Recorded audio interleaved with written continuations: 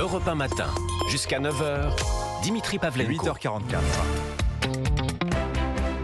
La revue de presse d'Europe 1, Olivier Delagarde, la lecture des journaux. On commence avec des excuses. Oui, ou plus exactement des explications, parce que le mot excuse n'est jamais prononcé, il faudrait quand même pas exagérer. Mais la direction de la rédaction du Monde prend cependant la plume pour exprimer des regrets. Le Monde doit des explications à ses lecteurs sur la façon dont a été traitée l'explosion meurtrière survenue le 17 octobre dans un hôpital de Gaza, écrit-il. Le journal qui en avait d'abord imputé la responsabilité à Israël suit un long déroulé des événements qui explique que c'est d'abord l'AFP qui s'est trompé, que tous les médias de la planète ont fait pareil, qu'à Gaza il est impossible de vérifier, et puis après pas mal de circonlocutions, le Monde l'admet enfin, nous avons manqué de prudence en reprenant les informations sur cette explosion en provenance du Hamas. Voilà, des esprits chagrins. Notons que l'explosion a eu lieu le 17, que le 19, il n'y avait plus guère de doute et que nous sommes le 26 octobre. Mais enfin, d'autres titres n'ont jamais exprimé le moindre remords.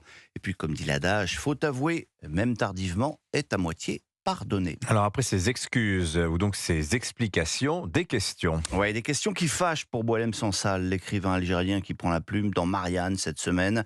Pourquoi les Gazaouis ne se révoltent-ils pas contre des fous du Hamas? Pourquoi la belle démocratie israélienne est-elle en train de se transformer en une république théocratique ultra-orthodoxe? Qui veut vraiment la paix dans la région, s'interroge aussi Marianne. Et puis, toujours dans l'hebdomadaire, Alain Finkielkraut pose une autre question.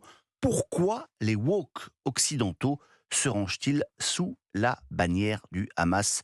Alors le philosophe n'a pas la réponse, mais il trouvera des éléments dans le point de la semaine où Peggy Sastre s'intéresse, elle, aux LGBT qui soutiennent aussi le mouvement terroriste palestinien.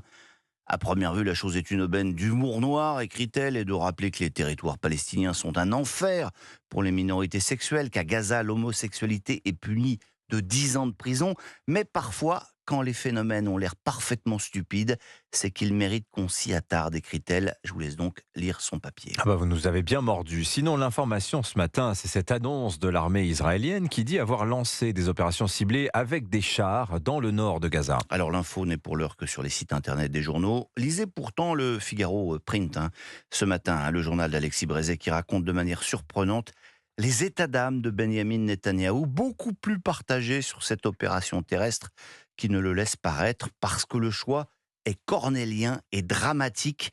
D'un côté, écrit Philippe Gély, le risque pour les Israéliens de se jeter dans la gueule du loup peut être s'enliser dans la souricière de Gaza et de déclencher une conflagration régionale. De l'autre, la perspective d'offrir une victoire aux terroristes du Hamas, couverts de sang et retranchés derrière des rangées d'otages. Et si vous aviez encore des doutes sur la complexité de la situation, lisez d'abord dans Le Parisien le dossier sur l'enfer des tunnels de Gaza, un dédale de 500 kilomètres piégés où seraient retenus les otages.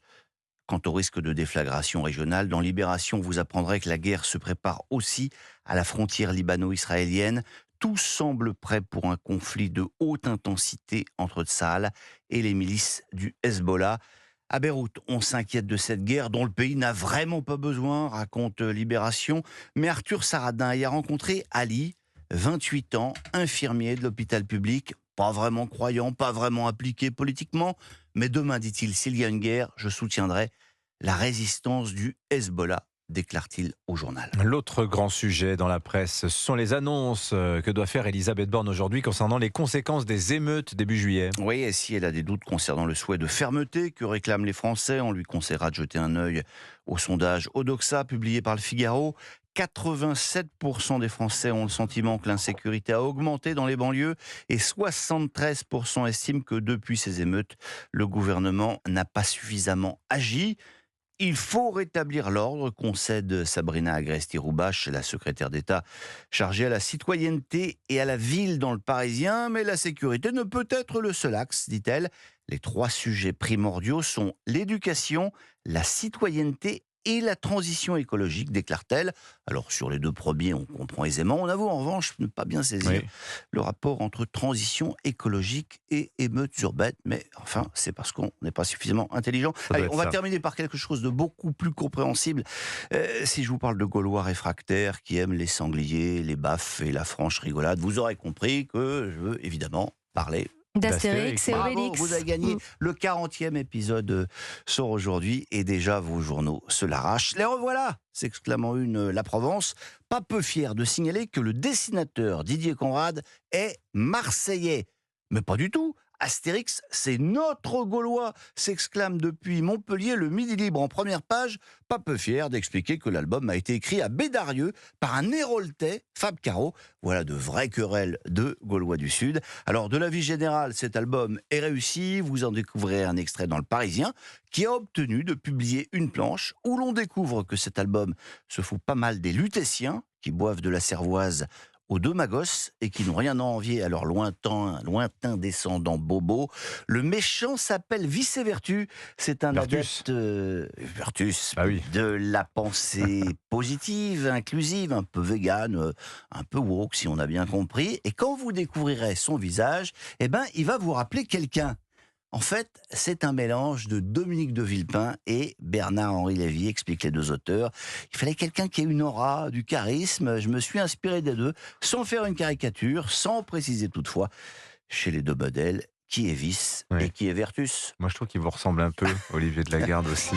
Se retrouver dans un Astérix, ce serait la gloire quand même. Et Fab Caro et Didier Conrad seront tous les deux demain dans Culture Média à 10h sur Europe 1.